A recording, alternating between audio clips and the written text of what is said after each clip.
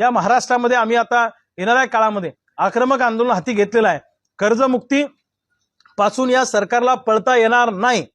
आम्ही 15 दिवस महाराष्ट्राचा दौरा करून शेतकऱ्यांचे मेळावे घेऊन जनजागृती करून शेतकऱ्यांमध्ये चेतना पेटवणार आहे आणि शेतकऱ्यांच्या पोरांना जर का गृहीत धरण्याचा प्रयत्न या सरकारने केला किंवा आंदोलन चिरडण्याचा प्रयत्न केला तर तुमच्या बुडाखाली आग लावल्याशिवाय आम्ही थांबणार नाही।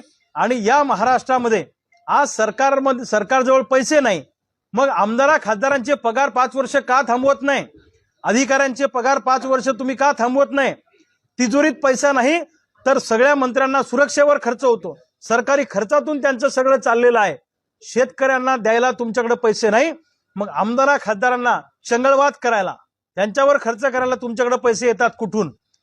सरकारजवळ पैसे नसतील तर शक्तीपीठ महामार्ग तुम्ही 10 वर्ष का थांबवत नाही?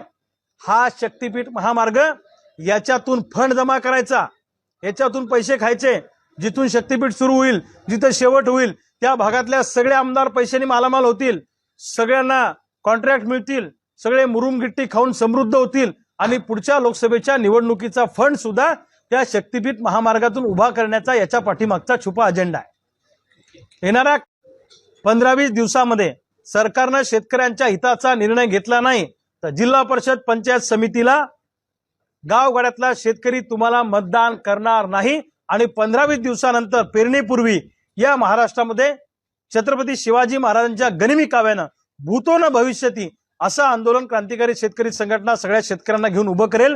हे आंदोलन मंत्र्यांच्या बुडाखाली आग लावणारा असेल एवढं मात्र सरकारने लक्षात ठेवा।